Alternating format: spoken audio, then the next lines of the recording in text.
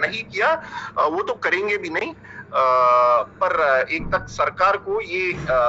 मानना पड़ा है कि भाई इतना तो नहीं करेंगे तो हमारे ऊपर ही हमला हो जाएगा। अब इस बात पे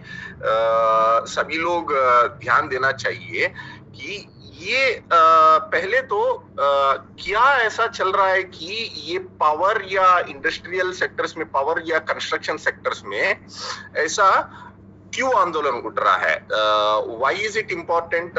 for us to notice power and industrial sectors? जो यूनिवर्सिटी में पढ़ने वाले छात्र जितने लोग हैं वो सारे को यही सोच के जाते हैं कि यार थोड़ा बहुत अच्छा पढ़ाई करे, अच्छा मार्क ले आए तो ठीक ठाक नौकरी मिल जाए, थोड़ा इधर ऑफिस में या थोड़ा उधर यूनिवर्सिटी में कहीं तो नौकरी लग जाएगा, ऐसा चल जाएगा। पर अब ये देखिए कि पिछले 5 सालों में एआई का डेवलपमेंट होते हुए कितना तेजी से हुआ, और टेक्नोलॉजी का विकास होते हुए पहले ये होता था कि मजदूरों की ये 10 मजदूर जहां पर काम करते थे वहां पर 4 मजदूर या 3 मजदूर से काम हो जाती थी। टेक्नोलॉजी का विकास है, उसकी वजह से उनकी नौकरी चली जाती थी, जो बाकी लोग से काम लिया जाता था। अब जिस तरीके से एआई वगैरह तेजी से बढ़ रहा है, मतलब क्या है, वो कहीं पर भी फिजिकल लेबर जो है उसको ऑटोमेट नहीं कर रहा है। ये एआई जो भी है, जो रोबोटिक्स या वगैरह इन तरीके के चीजों को जो माना जाता था, उसके जगह ये जब एआई आ गया वहां पर ऑफिस वर्क को ऑटोमेट किया जा रहा है। मतलब क्या कर रहा है कि ऑफिस में बैठ के जो काम करने वाले जो लोग को लगता है कि किस वजह से, किस कारण की वजह से हम इतना मेहनत करके पढ़ाई कर रहे हैं या इतना फीस देके प्राइवेट कॉलेज में जा रहे हैं, ट्यूशन लगाते, इतने एग्जाम देते हैं, तो क्या हो रहा है, अब ऑफिस वर्क को लेके 10 लोग के जगह तो 2 लोग से काम लिया जाता है। आज आप हमारे बीच में वैसा भी वर्कर्स है जहां पर उनको ऑफिस में बाकी लोग का जॉब हटाए और उन सब का 10 लोगों का काम एक ही आदमी या औरत के सर पे लाद देंगे। एआई आ गया तो यूज करके सारे के सारे काम एक ही को कर दो, एक ही करेगा। तो बाकी सारे 9 या 8 लोग को क्या होगा? वो वापस जाके मजदूर ही बनेंगे। तो ये सोचने और समझने वाली बात है कि इस तरीके की जो चीजें चल रही है, तो वापस जो टेक्नोलॉजी का इंप्रूवमेंट के वजह से जो जीवन इजी होना चाहिए, वापस उल्टा वो मतलब डिफिकल्ट बनाने की डायरेक्शन में आज की या युवा पीढ़ी जो है उनके लिए खतरा होने जा रहा है। और जब जैसे ही ये एआई बढ़ते जा रहा है, तो एआई चलाने के लिए भाई जितना इंफ्रास्ट्रक्चर चाहिए, जितना एनर्जी चाहिए, उसके लिए क्या है, डेटा सेंटर्स बनाएंगे, पावर सेक्टर पे कंस्ट्रक्शन चलेगा, उसके चाहिए तो सीमेंट फैक्ट्री खोलना है, और पावर सेक्टर एक बार ये हो गया एनर्जी सेक्टर में। तो ये एक कारण है कि जो जितना भी ये सारी चीजें चल रही है, ये एक कारण है कि पावर सेक्टर और कंस्ट्रक्शन सेक्टर में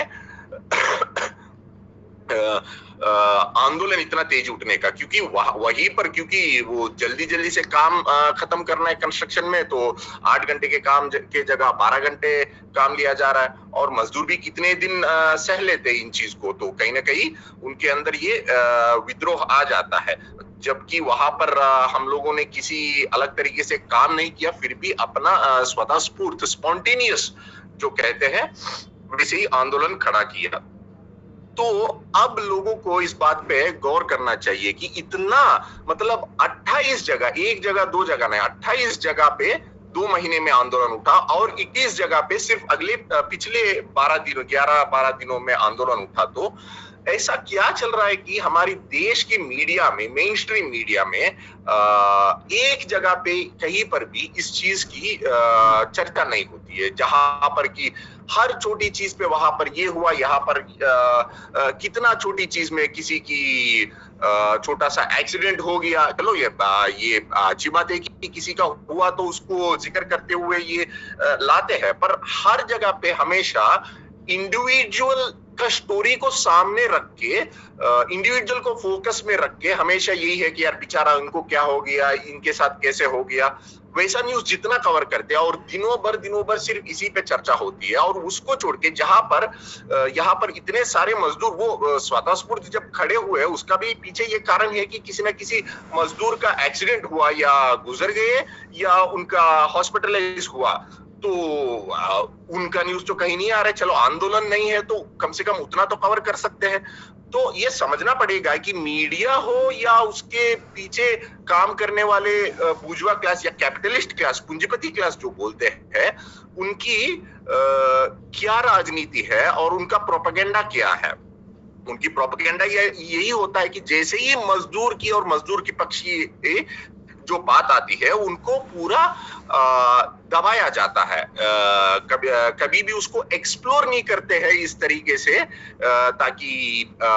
उस चीज को सब लोग समझे। वहां पर क्योंकि झुग्गी झोपड़ियों में भी जहां पर ये होती है वहां पर ऐसा ही है कि एक छोटी सी बच्ची को या एक औरत को पकड़ के आपको कहाँ रहेंगे, कैसे रहेंगे, इस बात उठाएंगे, पर ये नहीं उठाएंगे कि वहां पर 2000 लोग रहने वाले झुग्गी झोपड़ियां, वो क्यों उसको गिराया जा रहा है और उसको लेके कहां पर ले जा रहा है, वहां पर क्या बनेगा। अगर ये एनालिसिस करेंगे तो ये वही तक सीमित नहीं रहेगा, वो सबको एक मूव करने की स्थिति आ जाएगी, क्योंकि एक झुग्गी झोपड़िया से रुकने वाली चीज नहीं है ये बात तो हर वर्किंग क्लास का उनके ऊपर चोट करने वाली बात है।